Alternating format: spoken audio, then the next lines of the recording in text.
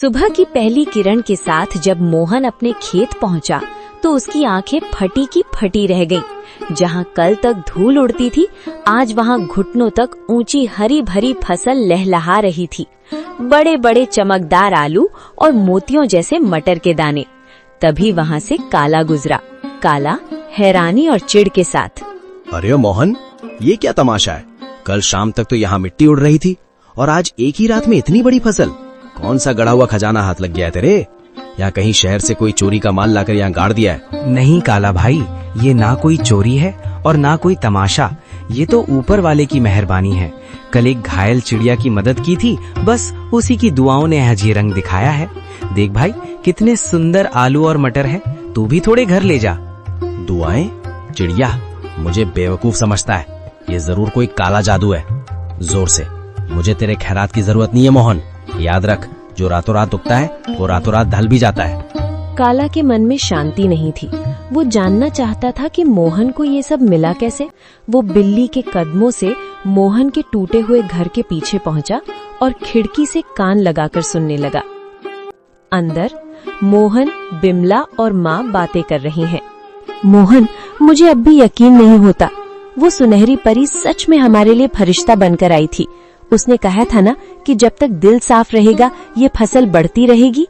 हाँ बिमला, उसने उसी बरगद के पेड़ के पास दर्शन दिए थे जहाँ से मैं रोते हुए लौट रहा था।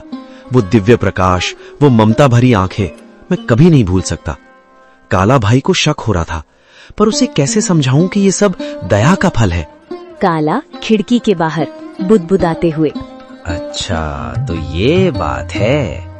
बरगद का पेड़, परी और सुनहरी पोटली। अगर उस भीख मंगे मोहन को परी मिल सकती है तो मैं तो उससे कहीं ज्यादा चालाक हूँ। मैं भी कल उसी पेड़ के पास जाऊंगा और उस परी से सब कुछ छीन लूंगा।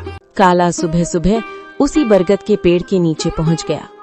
उसने एक जाल बिछाया और एक चिड़िया के आने का इंतजार करने लगा। उसने सोचा कि वो किसी चिड़िया को घायल करेगा और फिर उसकी मदद का नाटक करेगा। कहाँ है वो परी? ओ चिड़िया, बाहर निकल। देख, मैं तेरे लिए कितने दाने लाया हूँ। बस एक बार मेरे सामने आ जा और मुझे वो मखमली पोटली दे दे। मुझे आलू मटर नहीं, मुझे सोना चाहिए, चांदी चाहिए। मैं उस मोहन से बड़ा आदमी बनना चाहता हूँ। काला घंटों चिल्लाता रहा। कभी रोने का नाटक करता तो कभी लालच में पेड़ की टहनियां हिलाता, लेकिन वहाँ सन्नाटा छाया रहा। अचानक एक तेज ठंडी हवा चली और एक आकाशवाणी हुई। काला, प्रार्थना हृदय से की जाती है, लालच से नहीं। मोहन ने एक जान बचाने के लिए अपनी कमीज फाड़ी थी और तू एक जान लेने के लिए जाल बिछा रहा है। जा, तुझे कुछ नहीं मिलेगा क्योंकि तेरा मन ईर्ष्या की राख से भरा है। लालच की फसल कभी मीठी नहीं होती।